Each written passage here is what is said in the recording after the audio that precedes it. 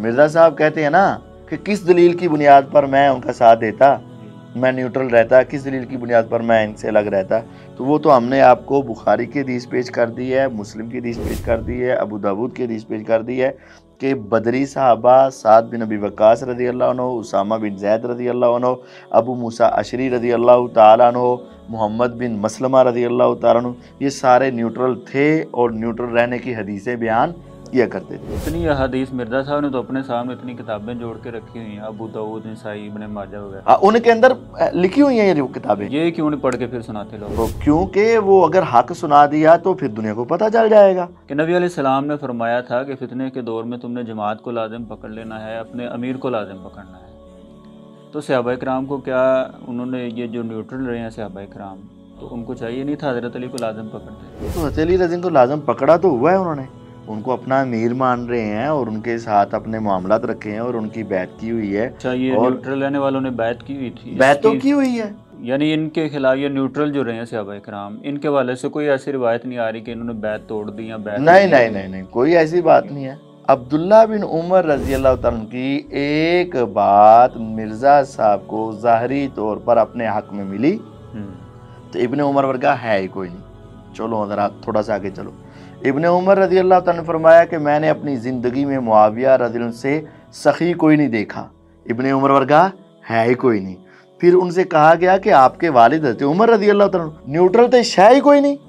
یہ حضور علیہ السلام کی حدیث کی بھی توہین اور صحابہ کی بھی توہین، یہی تو رافضیت ہے کہ زہر آلود نیزہ حجاج نے مروایا اور بنو امیہ نے شہید کروایا، یہ تینوں باتیں صحیح بخاری میں نہیں ہیں۔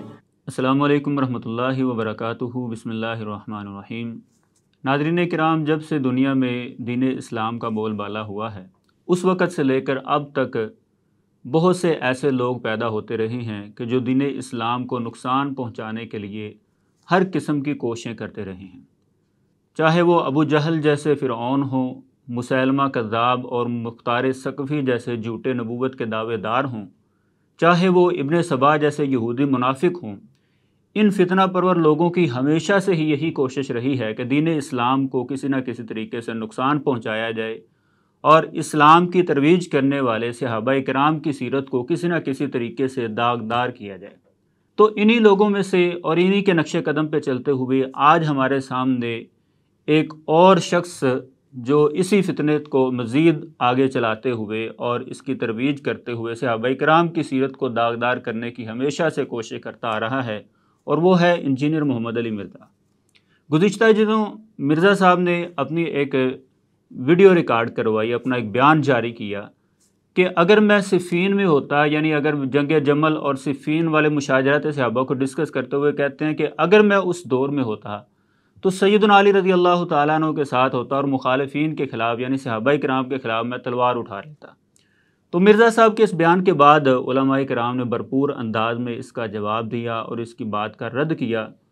ان میں سے شیخ توصیف الرحمن راشدی حفظہ اللہ، انہوں نے بھی بھرپور انداز میں مرزا صاحب کو جواب دیتے ہوئے ساتھ ان کو یہ نصیحت بھی کی کہ تمہیں یہ کہنا چاہیے تھا کہ اگر میں اس دور میں ہوتا تو میں نیوٹرل صحابہ کرام میں ہوتا، یعنی نہ سیدنا علی رضی اللہ تعالیٰ عنہ کے خلاف تلوار اٹھانے والا ہوتا، نہ دوسرے صحابہ کرام کے خلاف تلوار اٹھانے والا ہوتا۔ تو مرزا صاحب ان کی اس بات سے بڑے چیں بچیں ہوئے اور پھر سے پہلے سے بھی بڑھ کر صحابہ کرام کے خلاف طعن و تشنیع اور الزامات اور اعتراضات کا انہوں نے ایک سلسلہ شروع کرتے ہوئے دوبارہ پھر سے ایک ویڈیو بنائی کہ جس میں صحابہ کرام پر بہت سارے اعتراضات کیے۔ حالانکہ جنگ جمل اور صفین میں چند صحابہ کرام نہیں بلکہ ہزاروں صحابہ کرام ایسے تھے، اور یہ بات مرزا صاحب بھی تسلیم کر چکے ہیں کہ جنگ جمل اور صفین میں ہزاروں صحابہ کرام ایسے تھے جو پہاڑوں پر چڑھ گئے تھے کہ ہم کسی کے خلاف نہیں لڑنے والے۔ نہ تو انہوں نے سیدنا علی رضی اللہ تعالیٰ عنہ کے خلاف تلوار اٹھائی، نہ ہی سیدنا معاویہ رضی اللہ تعالیٰ عنہ کے خلاف تلوار اٹھائی، لیکن مرزا صاحب ان ہزاروں صحابہ کرام کی بھی توہین کرتے ہوئے، وہ بھی انشاءاللہ ہم آج ڈسکس کریں گے کس طرح انہوں نے نیوٹرل لینے والے صحابہ کرام کی بھی توہین کی اور یہ خواہش ظاہر کی کہ میں اس دور میں ہوتا تو میں صحابہ کرام کے خلاف تلوار اٹھا لیتا۔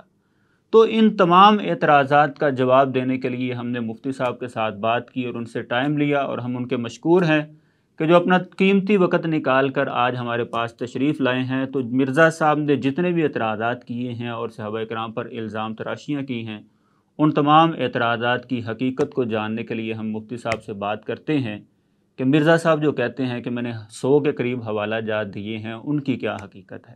السلام علیکم مفتی صاحب۔ جی وعلیکم السلام۔ مفتی صاحب کیسے ہیں؟ جی ٹھیک ٹھاک ہیں۔ الحمدللہ۔ اچھا مفتی صاحب، اب جو مرزا صاحب کا ایک ویڈیو بیان آیا ہے جس میں انہوں نے بہت سے صحابہ کرام پر اعتراضات کیے ہیں، اور وہ کہتے ہیں کہ میں نے 100 کے قریب حوالہ جات دیے ہیں، تو کیا واقعتاً مرزا صاحب کے پاس اپنے مقدمے کو ثابت کرنے کے لیے 100 کے قریب حوالہ جات ہیں؟ جی یہ بات اچھے طریقے سے سمجھ لیں، ایک ہوتا ہے حوالہ اور ایک ہوتی ہے دلیل۔ اصل میں مطلوب جو ہے وہ حوالہ چاہے ایک ہو لیکن دلیل مضبوط ہو۔ دلیل ہے قرآن و حدیث، حوالہ مطلب ہے یہ کہاں کہاں موجود ہے۔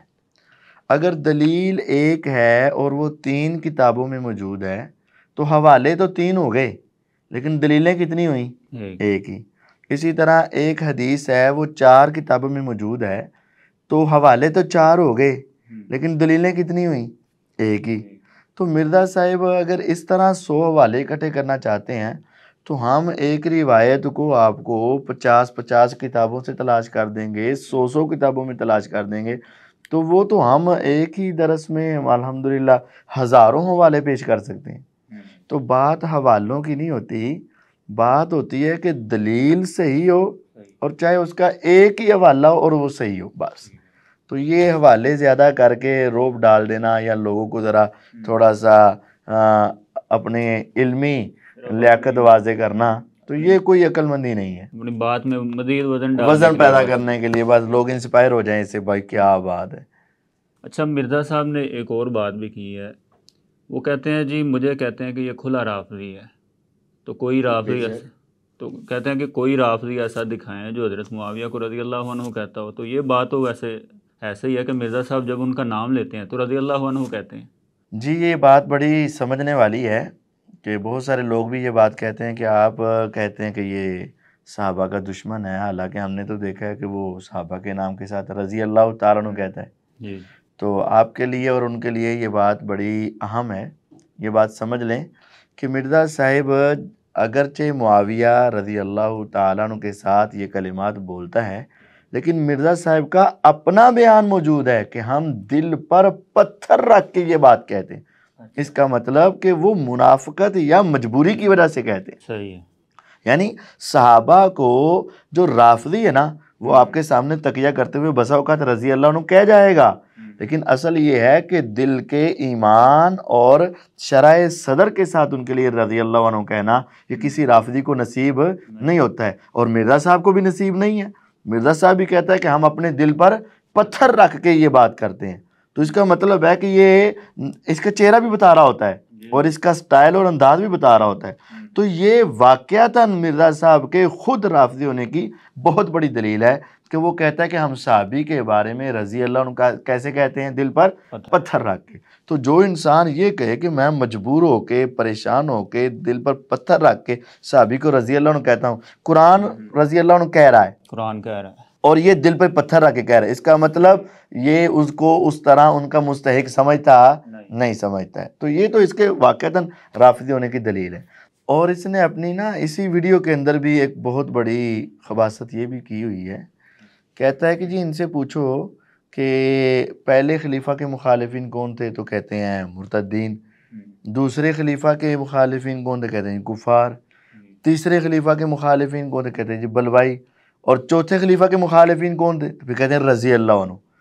یعنی گویا کہ وہ یہ کہنا چاہتا ہے کہ جس طرح پہلے کے مخالفین کافر، دوسرے کے بھی کافر، تیسرے کے بلوائی، اور چوتھوں کو بھی ان کو کوئی نہ کوئی نام دینا چاہیے، تو رضی اللہ عنہ کہتے ہیں، اور مرزا ان کے رضی اللہ عنہ کہنے پر بھی راضی نہیں ہے۔ تو یہ واقعتاً دلائل ہے اس بات کے کہ مرزا رافضی ہے۔ بلکہ یہ جو آپ بات کر رہے ہیں نا، اس میں آگے انہوں نے ایک اور جملہ بھی کہا ہے کہ چوتھے کے ساتھ اتنی دشمنی کہ ان کے مخالفین کو رضی اللہ۔ جی واقعتاً آپ کی یہ بات بھی بڑی قابل غور ہے کہ حضرت علی رضی اللہ تعالی عنہ کے مقابلے میں آنے والوں کو اگر کوئی رضی اللہ عنہ کہتا ہے تو یہ سمجھتا ہے کہ یہ چوتھے کی کیا ہے؟ دشمنی. یعنی اما عائشہ رضی اللہ عنہ کو رضی اللہ عنہ کہنا گویا کہ اس کے نزدیک حضرت علی کی کیا ہے؟ دشمنی ہے. اور معاویہ رضی اللہ تعالیٰ عنہ کو رضی اللہ تعالیٰ عنہ کہنا اس کے نزدیک کیا ہے؟ یہ حضرت علی کے ساتھ کیا ہے؟ دشمنی ہے. تو گویا کہ ان صحابہ کو رضی اللہ عنہ کہنا یہ حضرت علی کی دشمنی سمجھتا ہے. تو دشمنی تو نہیں کرنی نا، تو اس کا مطلب کہ رضی اللہ عنہ تو یہ پھر رافضی ہوا نا. اس کے اب رافضی ہونے میں اور کیا شک رہ گیا؟ جی جی بالکل. یعنی پہلے تو اس کو ہم کہتے تھے جی یہ چھپا رافضی ہے ہاں نیم رافضی ہے چھپا. اب آپ کیا کہتے ہیں؟ کھلا رافضی. کھلا رافضی واضح اس کی واضح رافضی واضح. اب اس کی رافضیت میں کیونکہ شک ہے بالکل ایسے ہم تو اس کے اوپر قسم اٹھا سکتے ہیں. اچھا مفتی صاحب، اب ہم اس پروگرام کی مین جو بنیادی چیزیں جو ڈسکس کرنے والی ہیں ان میں سے پہلی چیز تو یہ ہے نیوٹرل رہنے والے صحابہ کرام کے متعلق. شیخ توصیف فرمان نے جب یہ بات کی نا کہ اس کو چاہیے تھا کہ یہ بڑوں کی یعنی باتوں کے اندر نہ ٹانگ اڑائے جس طرح یہ کام کرتا ہے، تو انہوں نے کہا کہ اس کو کہنا چاہیے تھا کہ میں نیوٹرل رہتا. یعنی نیوٹرل رہنے والے جو ہزاروں صحابہ کرام ہیں ان کے اندر اس کو اپنا شمار کرنا چاہیے تھا، لیکن اس نے کہا کہ میں تلوار ان کے خلاف اٹھا لیتا. تو مرزا جی نے اس کے اوپر بڑا شور مچاتے ہوئے انہوں نے کہا کہ میں کس دلیل کی بنیاد پر، کس حدیث کی بنیاد پر نیوٹرل رہتا. تو کیا آپ کے پاس کوئی ایسے دلائل موجود ہیں کہ ہمیں آج بھی یہ خواہش رکھنی چاہیے کہ ہم اس دور میں ہوتے تو نیوٹرل رہتے؟ جی دیکھیں، جب یہ بات مرزا صاحب کو بھی تسلیم ہے اور وہ اپنے لیکچر میں مان چکے ہیں کہ کئی ہزار صحابہ پہاڑوں پہ چڑھ گئے اور وہ ان جنگوں میں شریک نہ ہوئے، تو ہم پوچھتے ہیں کہ جب اتنی کثیر تعداد صحابہ کی اس کے اندر شریک نہیں ہوئی تو کیا وہ بغیر دلیل کے شریک نہیں ہوئی؟ کیا وہ سب غلط تھے اور سب نعوذ باللہ گمراہ تھے؟ نعوذ باللہ من، یہ بھی ان کی رافضیت ہے. اور دوسری بات یہ ہے کہ جب امام ابن سیرین رحمہ اللہ اور بعد مورخین نے یہ بات لکھی ہے کہ صرف تقریباً 30 صحابہ دونوں طرف اس جنگ میں شریک ہوئے، دونوں طرف سے صرف تقریباً 30 صحابہ، اور دوسرے مقابلے میں ہزارہا صحابہ. تو ہزارہا صحابہ کی بات معتبر ہوگی کہ صرف 3 کی بات؟ اور دیکھیں اس کے کئی دلائل بھی ہیں، عقلی بھی یہ دلیل ہے اور نقلی دلائل بھی ہیں. یہ صحیح بخاری کے اندر حدیث موجود ہے کہ اسامہ بن زید رضی اللہ تعالیٰ عنہ رسول اللہ صلی اللہ علیہ وسلم کے جو بڑے چہیتے تھے، اور آپ جس طرح حضرت حسن و حسین رضی اللہ عنہما سے پیار کرتے تھے نا، اسی طرح ان اسامہ بن زید رضی اللہ عنہ سے بھی پیار کرتے تھے. اور بخاری میں یہ بات ہے کہ آپ کہا کرتے تھے اللہم انی احبہما فاحبہما. آپ نے حضرت حسن اور حضرت اسامہ کو بٹھایا اور کہا کہ اللہ میں ان سے محبت کرتا ہوں دونوں سے، اے اللہ تو بھی ان دونوں سے محبت فرما. اور وہ بات معروف ہے کہ جب غامدیہ قبیلے کی عورت نے چوری کر لی تھی تو اب سفارش کی سوچ آئی تو انہوں نے کہا کہ کون ہے جس کی بات کو حضور موڑ نہیں سکیں گے، یعنی سب سے زیادہ آپ کس کی بات قبول کریں گے؟ تو انہوں نے کہا اسامہ ایک ایسی شخصیت ہے کہ حضور کو اس سے اتنا پیار ہے کہ وہ آپ ان کی بات نہیں موڑیں گے. اس کا مطلب حضرت اسامہ رضی اللہ تعالیٰ عنہ بڑی عظیم شخصیت ہے اور رسول اللہ صلی اللہ علیہ وسلم کے بڑے محبوب تھے. اور حتیٰ کہ آپ حضرت زید کو اپنا بیٹا جو بنایا تھا تو یہ بیٹے کے بیٹے گویا کہ ایک لحاظ سے یہ آپ کے پوتے بھی لگتے تھے اس اعتبار سے اگر دیکھا جائے تو نواسے اور پوتے. تو حضرت اسامہ رضی اللہ تعالی عنہ بھی اس جنگ میں شریک نہیں ہوئے، ٹھیک ہے، نیوٹرل رہے. ان کی روایت دیکھیں، یہ صحیح بخاری کے اندر موجود ہے. صحیح بخاری کے اندر حضرت اسامہ رضی اللہ تعالی عنہ نا حرملہ اپنے مولا اسامہ جو اپنے غلام ہیں ان کے، حضرت اسامہ کے غلام حرملہ، ان کو بھیجتے ہیں کہ جاؤ حضرت علی رضی اللہ تعالیٰ کے پاس جاؤ اور ان سے کوئی چیز مانگی، کوئی مال یا وہ کچھ مانگا. اس کی وضاحت آگے آ رہی ہے. تو پھر ساتھ کہا کہ جب تم مدینے سے کوفہ جاؤ گے حضرت علی رضی سے کچھ مانگو گے تو وہ میرے بارے میں سوال بھی کریں گے کہ اسامہ جنگ میں کیوں نہیں آئے، میری طرف سے لڑے کیوں نہیں. تو وہ پوچھیں گے ما خلف صاحبہ کا، تیرے صاحب تیرے مالک آئے کیوں نہیں، کس نے پیچھے روکا؟ تو ان کو کہہ دینا کہ اے علی رضی اللہ عنہ، مجھے آپ سے اس قدر محبت ہے اگر آپ کسی اور معاملے میں اتنا مشکل وقت آ جائے کہ آپ لو کنت فی شدق الاسد لأحببت ان اکون معک فی، اگر آپ شیر کے منہ میں بھی ہوں، یعنی آپ کے اوپر ایسا وقت اللہ نہ کرے اگر کوئی مشکل آ جائے کہ شیر کا آپ کے اوپر حملہ ہو اور اس نے آپ کو اپنے منہ میں لے لیا ہو، اور اس وقت انسان گھبرا کر پریشانی کے عالم میں جب بھاگ جاتے ہیں نا، میں اس وقت بھی آپ کا ساتھ دوں گا اور آپ کے ساتھ کھڑا ہو کر آپ کی مدد کروں گا، لیکن موت کے وقت بھی آپ کا یعنی ہاں موت کے وقت بھی، جب موت نظر آ رہی ہو اس وقت بھی میں آپ کا ساتھ دوں گا، لیکن ھذا امر لم اراه، یہ جو آپس کی جنگ ہے نا، یہ آپس کا اختلاف ہے، میں اس کو صحیح نہیں سمجھتا، اس وجہ سے میں نیوٹرل رہتا ہوں۔ کہ حضرت اسامہ رضی اللہ عنہ نے مدینے سے حرملہ کو کوفے میں جو کچھ لینے کے لیے بھیجا نا، حضرت علی رضی اللہ تعالیٰ عنہ نے پھر ان کو دیا ہی نہیں، فلم یؤتنی شیئا، انہوں نے مجھے پھر کچھ نہیں، یعنی وہ غصے ہوئے ہوں گے، کچھ نہیں دیا۔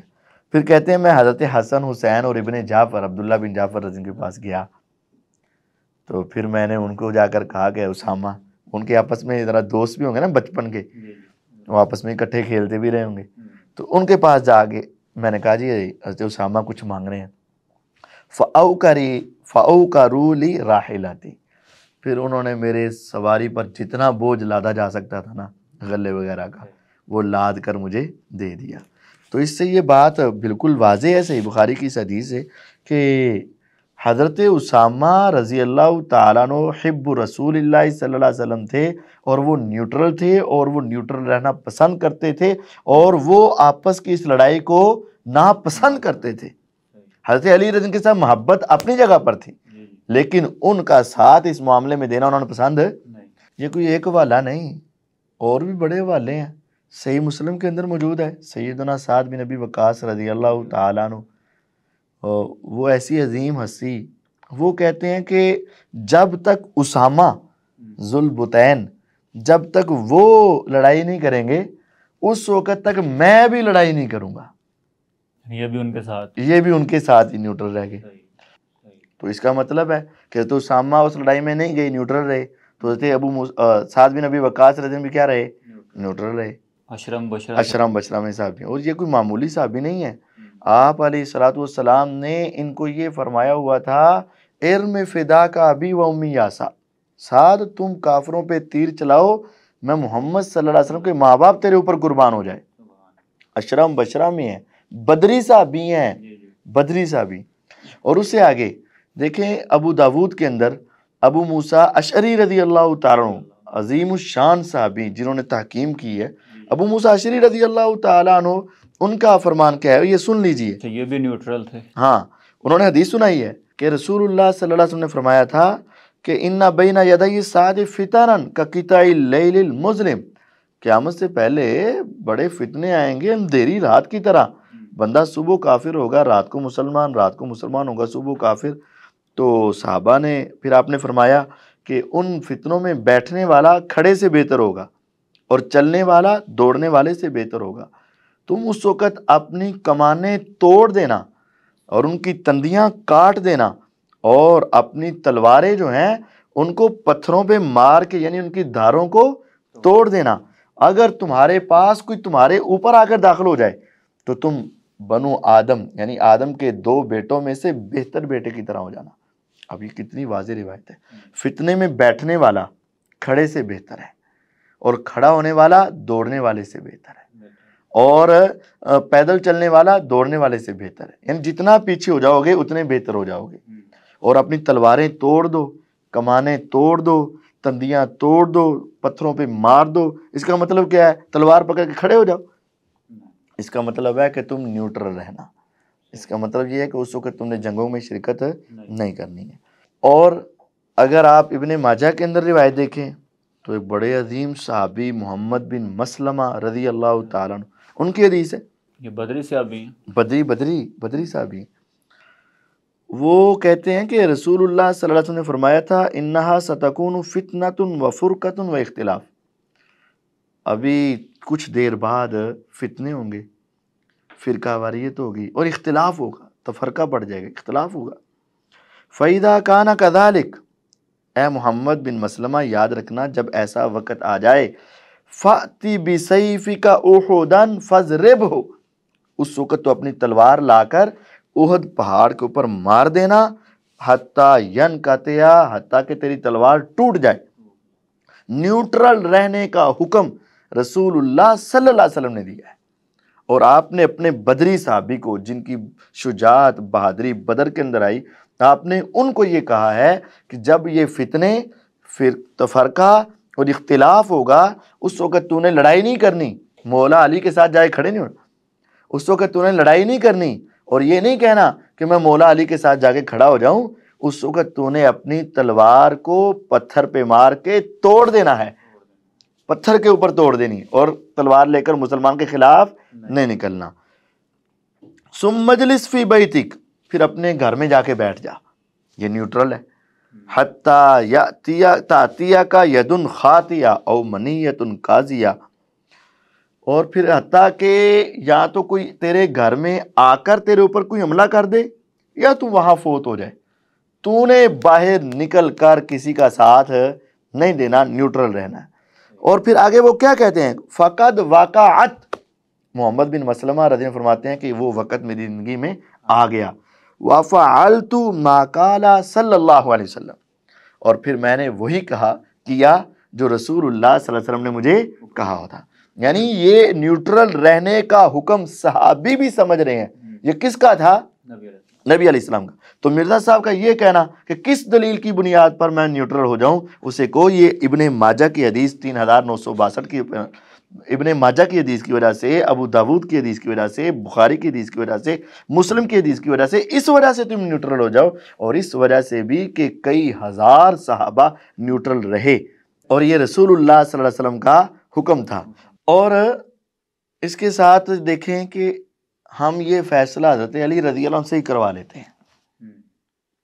مرزا صاحب کہتے ہیں نا کہ کس دلیل کی بنیاد پر میں ان کا ساتھ دیتا، میں نیوٹرل رہتا، کس دلیل کی بنیاد پر میں ان سے الگ رہتا، تو وہ تو ہم نے آپ کو بخاری کی حدیث پیش کر دی ہے، مسلم کی حدیث پیش کر دی ہے، ابو داود کی حدیث پیش کر دی ہے کہ بدری صحابہ سعد بن ابی وقاص رضی اللہ عنہ، اسامہ بن زید رضی اللہ عنہ، ابو موسیٰ اشعری رضی اللہ تعالیٰ عنہ، محمد بن مسلمہ رضی اللہ تعالیٰ عنہ، یہ سارے نیوٹرل تھے اور نیوٹرل رہنے کی حدیثیں بیان کیا کرتے تھے۔ اب یہ فیصلہ ہم حضرت علی رضی اللہ عنہ سے کروا لیتے ہیں۔ ابو داود میں ہے 4666 کے اندر کہ حضرت علی رضی اللہ تعالیٰ سے جب پوچھا گیا نا کہ آپ جو یہ جنگمل اور صفین میں لڑائی کر رہے ہیں، یہ آپ کسی دلیل شرعی کی بنیاد پر کر رہے ہیں یا اپنی رائے سے کر رہے ہیں؟ یعنی آپ جو ان کے ساتھ خلاف نکلے ہیں، کوئی قرآنی نص ہے آپ کے پاس یا حدیث کی نص ہے یا حضور صلی اللہ علیہ وسلم کی آپ کو کوئی وصیت ہے، اس کی بنا پر لڑ رہے ہیں یا اپنی رائے کے ساتھ؟ تو کیا جواب دیا انہوں نے فرمایا میں اپنی رائے کے ساتھ ان سے لڑ رہا۔ اچھا، یہ اتنی احادیث مرزا صاحب نے تو اپنے سامنے اتنی کتابیں جوڑ کے رکھی ہوئی ہیں، ابو داؤد، نسائی، ابن ماجہ وغیرہ، ان کے اندر لکھی ہوئی ہیں یہ کتابیں، یہ کیوں نہیں پڑھ کے پھر سناتے لوگ؟ کیونکہ وہ اگر حق سنا دیا تو پھر دنیا کو پتہ چل جائے گا۔ وہ تو کہتے ہیں میرے سے زیادہ کوئی حق بیان کرنے والا ہے ہی کوئی نہیں ہے، تو یہ بیان کر دے۔ چھپاتے ہیں۔ یہ تو جس طرح وہ سس کہتی ہے نا میرے ورگی سس کوئی نہیں، لیکن نو پتہ چلتا ہے کہ انہیں کی کچھ گل کھلائے نے۔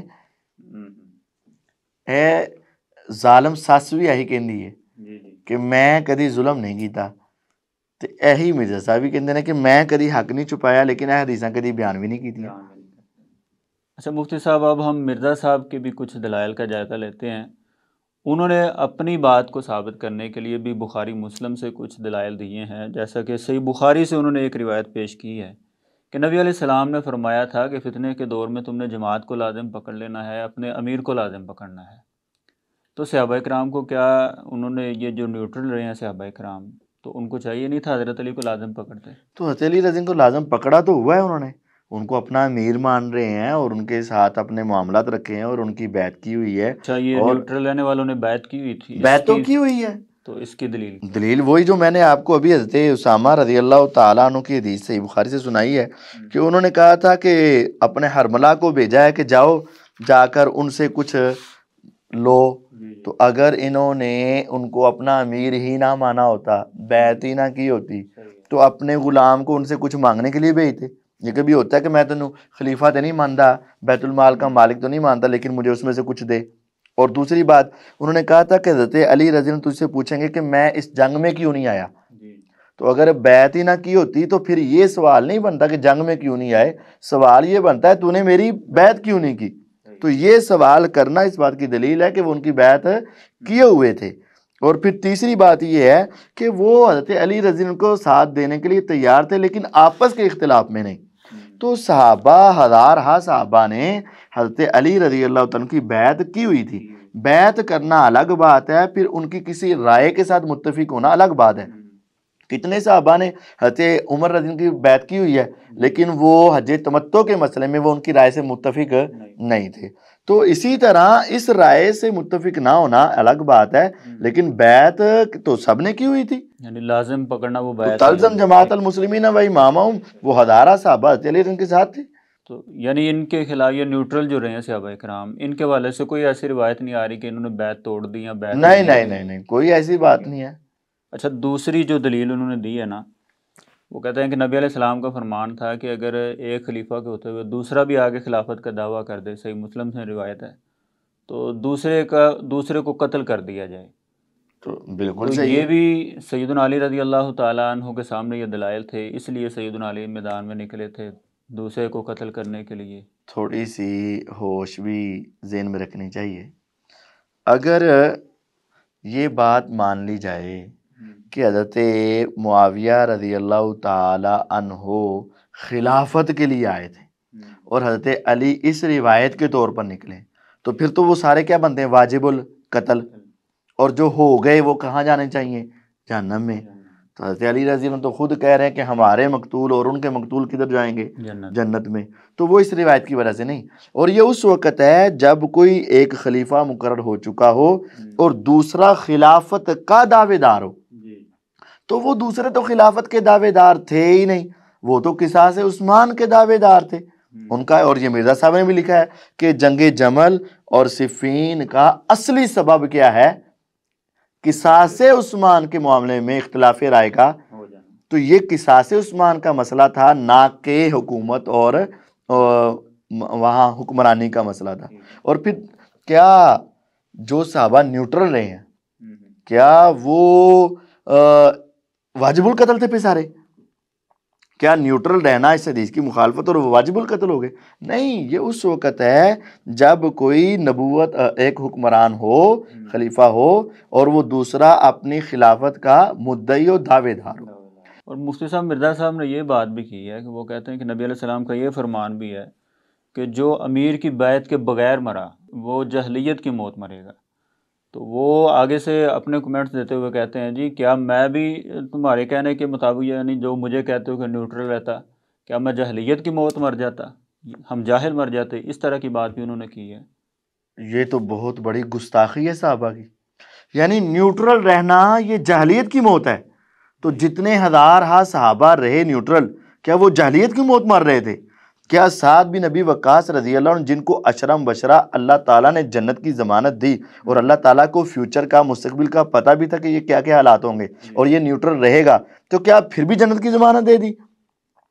تو کیا سعد بن ابی وقاص کے رضی اللہ تعالیٰ عنہ کے ساتھ حضرت اسامہ، حضرت ابو موسیٰ اشعری، محمد بن مسلمہ جو بدری صحابی ہیں جن کو جنت کی ضمانتیں مل گئیں، کیا یہ سارے نعوذ باللہ جہلیت کی موت مرے ہیں؟ نعوذ باللہ، یہی تو رافضیت ہے، یہی تو رافضیت ہے۔ دیکھیں انہوں نے حضرت علی رضی اللہ تعالیٰ عنہ کی بیعت کی ہوئی ہے، لیکن نیوٹرل رہنا ایک الگ چیز ہے اور بیعت کرنا ایک الگ چیز ہے۔ ہم بیعت کا انکار نہیں کرتے اور نہ انکار کرنے والوں کو پسند کرتے ہیں، ہم یہ کہتے ہیں کہ یہ آپس کا جو اختلاف تھا اس میں پڑھنا یہ مناسب نہیں تھا۔ احادیث کی ہمارے پاس دلائل موجود ہیں کہ وہاں نیوٹرل رہنا حکم تھا۔ اچھا، اگر نیوٹرل رہنے کا نبی صلی اللہ علیہ وسلم نے حکم دیا تھا، یعنی جس طرح آپ نے یہ دلائل پیش کیے ہیں، تو سوال یہ ہے کہ عبداللہ بن عمر رضی اللہ تعالیٰ عنہ یہ بھی نیوٹرل تھے؟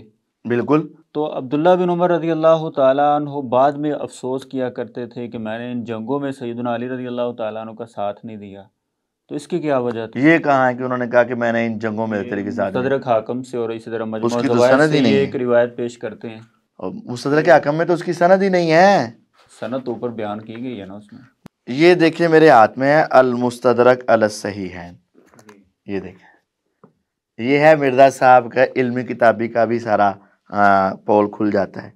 یہ عربی نسخے کے مطابق 6474 اس حدیث کا نمبر ہے، اور یہ اگر کیمرے میں آ سکتا ہو تو آپ دیکھ سکتے ہیں کہ وہاں سند ہی نہیں ہے، ڈوٹ ڈوٹ ڈوٹ ڈوٹ لگے ہوئے ہیں.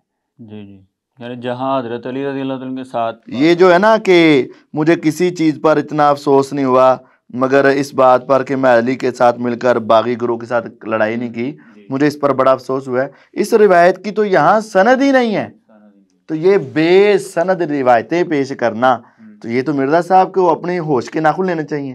اور ہاں آپ کو اس کی ایک سند مل جائے گی، کہیں گے جی طبرانی میں ہے، مجموع الزوائد میں ہے، اس کی وہاں جو سند ہے وہ ضعیف ہے. اس کی سند کے اندر حبیب بن ابی ثابت راوی مدلس ہے، اور اس کے اندر قاضی شریک راوی ضعیف ہے. اور یہ کہ حدیث سیر و اعلام النبلاء میں بھی آتی ہے کہ اوپر لکھا ہوا کہ یہ روایت ضعیف ہے، منقطع یعنی ضعیف، منقطع ضعیف ہوتی ہے نا. تو یہ مستدرک حاکم کا یہ کہنا کہ حضرت عبداللہ بن عمر رضی اللہ عنہ جو نیوٹرل تھے وہ بعد میں اس بات کے اوپر غم کرتے رہے، یہ تو نہیں ہے. یہ بات کہ میں حضرت علی کے ساتھ مل کر لڑائی کیوں نہیں کی، یہ بات نہیں ہے. ہاں اگر ان کی کوئی صحیح سند بھی مل جائے تو پھر بھی اس حدیث کا مطلب یہ ہوگا کہ حضرت علی رضی اللہ تعالیٰ عنہ نے ایک لڑائی کی ہے مسلمانوں کے ساتھ اور ایک لڑائی کی ہے خارجیوں کے ساتھ، باغیوں خارجیوں کے ساتھ. تو حضرت عبداللہ بن عمر رضی اللہ تعالیٰ کی بات کا پھر مفہوم یہ لیا جائے گا کہ ان خارجیوں کے خلاف، ان باغیوں کے خلاف جو حضرت علی رضی اللہ تعالیٰ کی الوہیت کے بھی قائل تھے اور حضرت علی رضی اللہ تعالیٰ کے بعد میں تکفیر کے بھی قائل ہو گئے اور ان کو کافر بھی کہنا شروع ہو گئے، تو ان کے خلاف لڑائی کیوں نہیں کی؟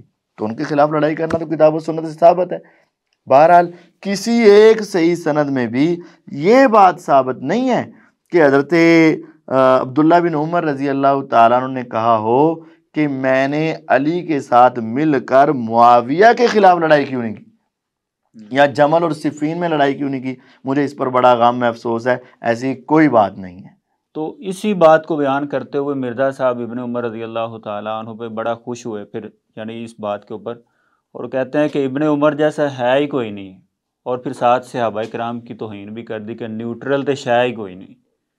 یعنی جیسا کہ آپ نے بڑے بڑے عظیم صحابہ کرام کا تذکرہ کیا، تو ان کے متعلق وہ کہتے ہیں کہ ابن عمر کے مقابلے میں وہ شے ہی کوئی نہیں ہے. نعوذ باللہ من ذالک، لعنت اللہ الکاذبین. عبداللہ بن عمر رضی اللہ تعالیٰ عنہ کا مقام مرتبہ اپنی جگہ پہ مسلم ہے. پہلے تو یہ ایک من گڑت یا جھوٹی حدیثیں بیان کرنا عبداللہ بن عمر رضی اللہ تعالیٰ عنہ کے کہ وہ انہوں نے رجوع کر لیا تھا، یہ ثابت نہیں ہے. دوسری بات یہ ہے کہ اگر وہ اس کی کوئی سند ہو بھی تو اس سے مراد خوارج سے لڑائی کرنا ہے، نہ کہ حضرت علی کا معاویہ کے سے لڑائی کرنا.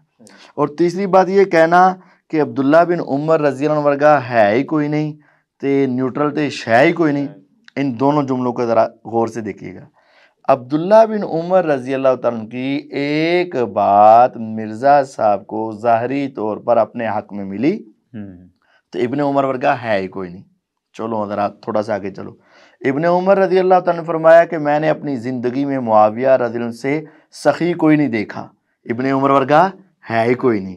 پھر ان سے کہا گیا کہ آپ کے والد حضرت عمر رضی اللہ تعالیٰ عنہ، انہوں نے کہا عمر معاویہ سے افضل ضرور ہیں لیکن معاویہ میرے والد سے بھی زیادہ سخی تھا، ابن عمر جیسا ہے ہی کوئی نہیں. عبداللہ بن عمر رضی اللہ تعالیٰ نے حضرت معاویہ رضی اللہ کی دل و جان سے بیعت کی ہوئی تھی، ابن عمر جیسا ہے ہی کوئی نہیں.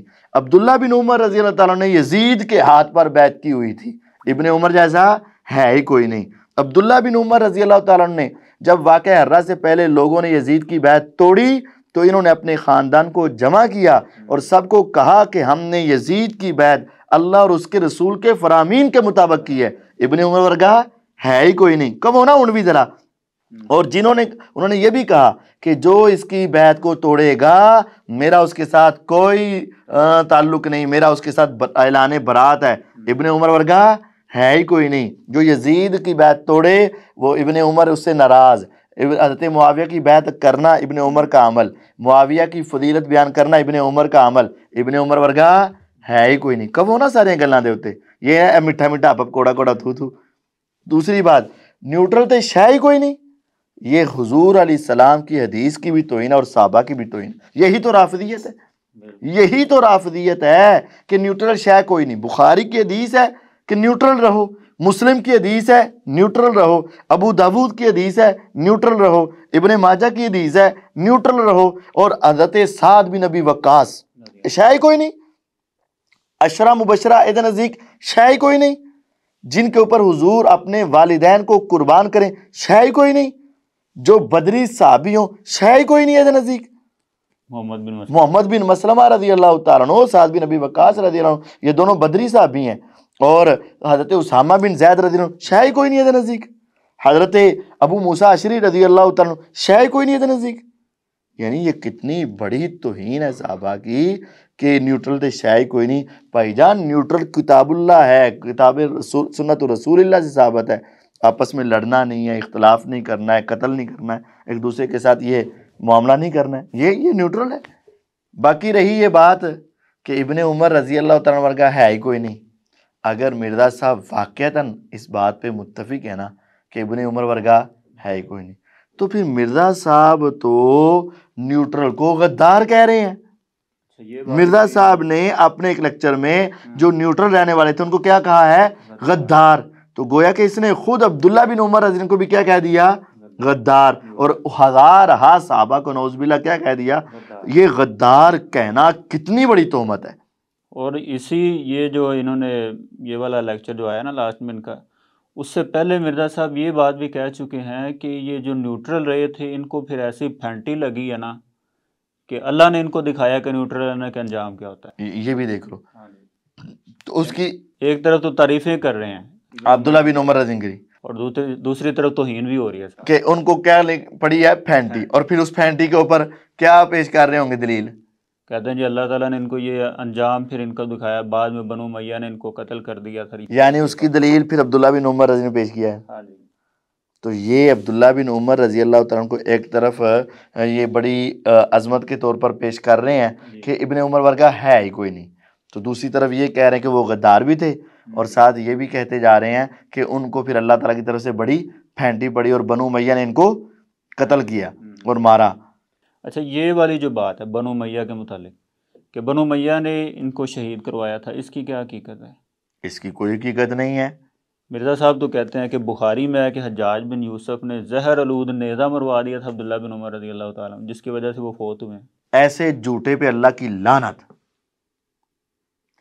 پوری بخاری میں ان دو باتوں کو غور کرو، یہ مرزا صاحب نے کہا ہے نا کہ زہر آلود نیزہ حجاج نے مروایا تھا، یہ دو لفظ، ساتھ یہ بھی بتایا کہ بنو امیہ نے شہید کروایا تھا۔ ہاں شہید کروایا تھا، یعنی یہ بات تینوں باتیں کر لو کہ زہر آلود نیزہ حجاج نے مروایا اور بنو امیہ نے شہید کروایا، یہ تینوں باتیں صحیح بخاری میں نہیں ہیں۔ تو جو حوالہ انہوں نے دیا ہے، اچھا یہ دیکھیں جو حوالہ انہوں نے دیا ہے نا، یہ میرے ہاتھ میں صحیح بخاری ہے، اس کی حدیث نمبر 966 ہے، 966، اس کو دیکھ لیں وہ کیا ہے کہ حضرت عبداللہ بن عمر رضی اللہ تعالی عنہ کے پاؤں کے نیچے نیزہ لگ گیا، پاؤں کے نیچے۔ کسی نے نیزہ مارا ہو تو پاؤں کے نیچے نیزہ لگتا ہے؟ نیزہ کسی نے مارا ہو تو پاؤں کے نیچے نیزہ تو نہیں لگتا نا، نیزہ تو سینے پہ لگے گا، کمر پہ لگے گا، ٹانگ پہ لگے گا، سر پہ لگے گا، پاؤں کے نیچے اس طرح انسان چل رہا ہے یہاں تو نہیں لگے گا۔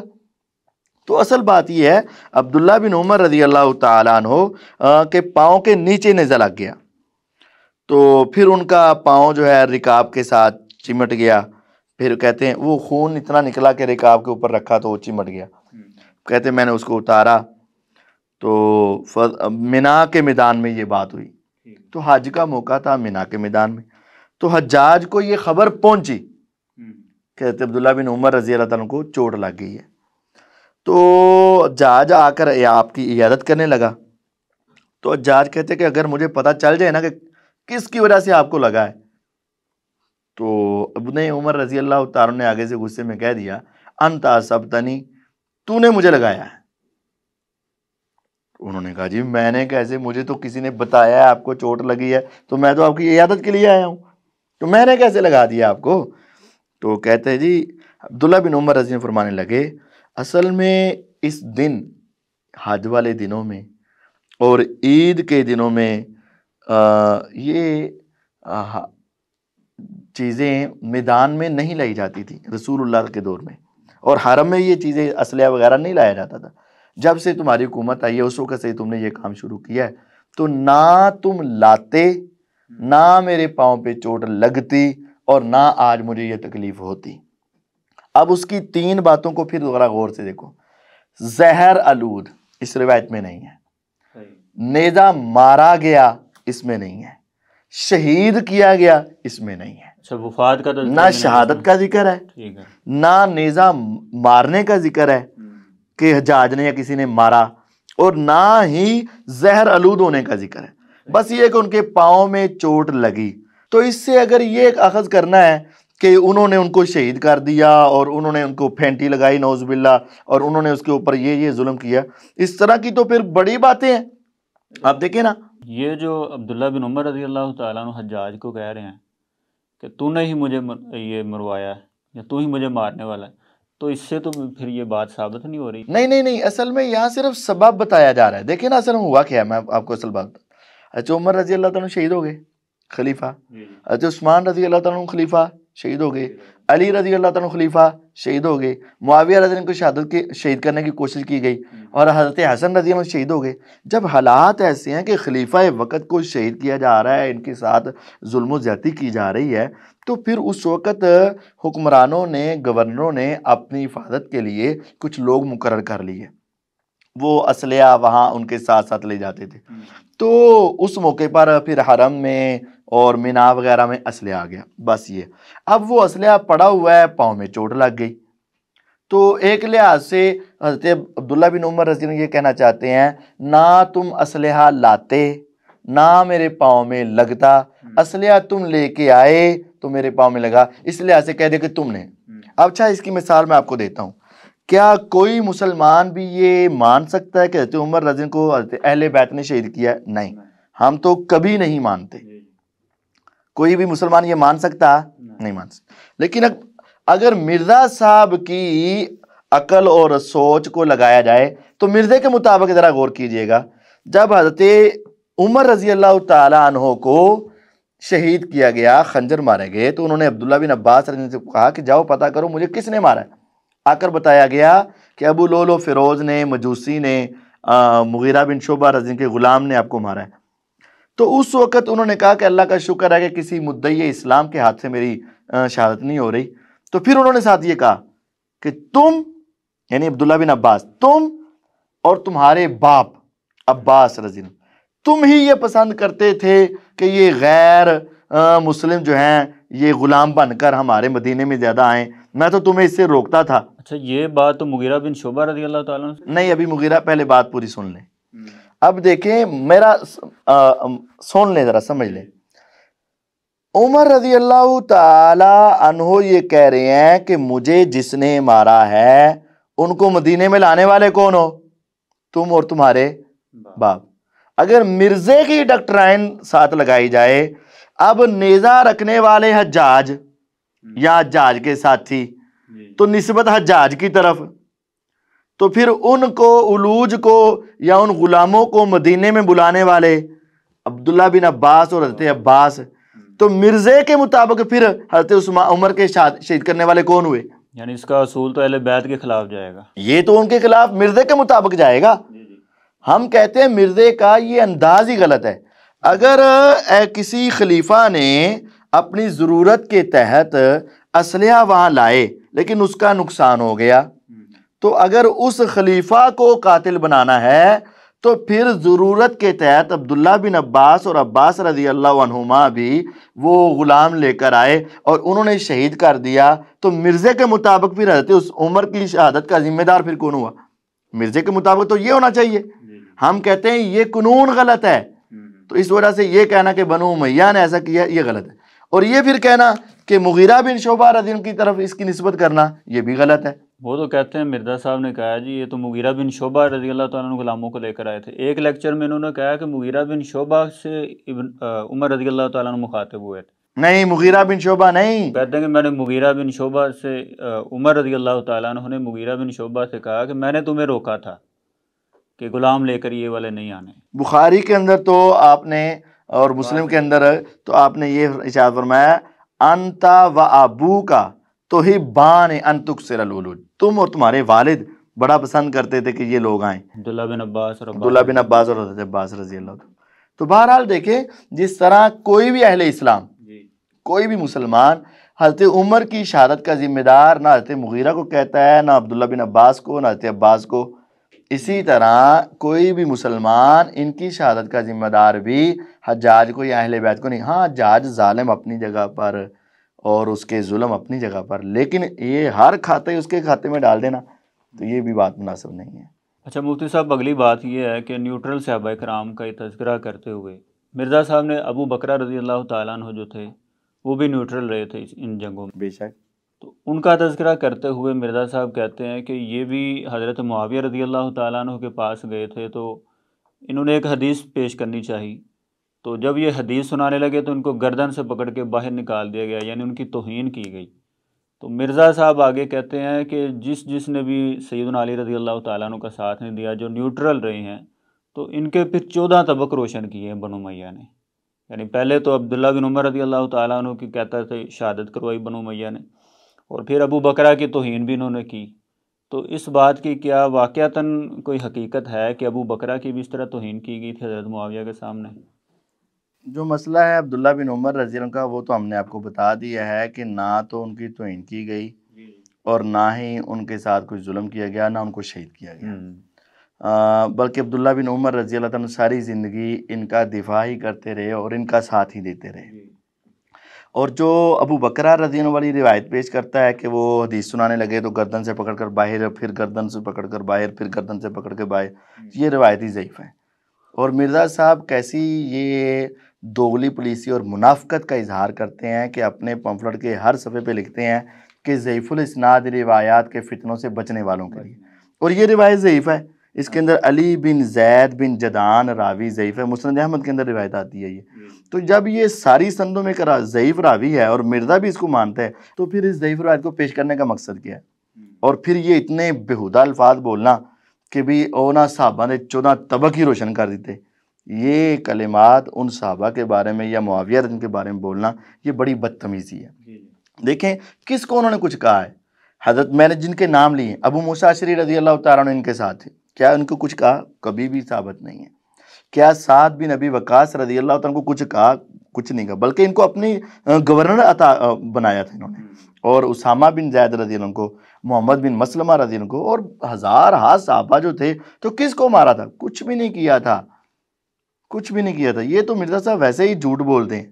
اچھا مفتی صاحب، یہ مسند احمد والی روایت کے متعلق آپ کہہ رہے ہیں کہ اس میں علی بن زید بن جدعان راوی ضعیف ہے. بالکل، یعنی وہ روایات قابل قبول نہیں ہے. نہیں قبول. تو یہ روایت تو ترمذی شریف میں اور ابو داؤد میں بھی آ رہی ہیں، تو اس میں تو علی بن زید کا تذکرہ نہیں ہے. جس روایت میں صحابی کو گردن سے پکڑ کر باہر نکالنے والی بات ہے نا، جو مرزا کا محل استدلال ہے، اس روایت میں علی بن زید بن جدعان ہے. جہاں علی بن زید بن جدعان نہیں ہے وہاں یہ بات بھی نہیں ہے کہ ان کو گردن سے پکڑ کر باہر نکال دیا. یعنی ان کی توہین والی بات ہے. یعنی توہین اصل جہاں سے مرزا صاحب استدلال کر رہے ہیں کہ حضرت معاویہ کو حدیث سنانے آئے اور گردن سے پکڑ کر باہر نکالا، یہ توہین بیان کرنا چاہتے ہیں نا. تو جس حدیث میں یہ توہین کے الفاظ ہیں وہ روایت ضعیف ہے، اور جس میں یہ الفاظ نہیں ہیں اس کی سند صحیح ہے. تو بہرحال ثابت یہ ہوا کہ ضعیف راوی نے یہ اضافہ کیا اور وہ روایت ضعیف ہے، تو توہین ثابت نہ ہوئی. جزاک اللہ مفتی صاحب. ابھی اعتراض تو اور بھی بہت زیادہ ہم نے ڈسکس کرنے تھے، تو ٹائم کی قلت کی وجہ سے آج پھر ہم یہاں پہ ہی اپنا پروگرام جو ہے کلوز کرتے ہیں۔ تو ناظرین انشاءاللہ العزیز نیکسٹ ایپیسوڈ میں ہم مرزا جہلمی کے مزید جو اعتراضات صحابہ کرام پر انہوں نے اپنی ویڈیو میں کیے ہیں ان کا جواب بھی آپ کی خدمت میں پیش کریں گے۔ تو آج ہمیں اجازت دیجیے، والسلام علیکم ورحمۃ اللہ وبرکاتہ۔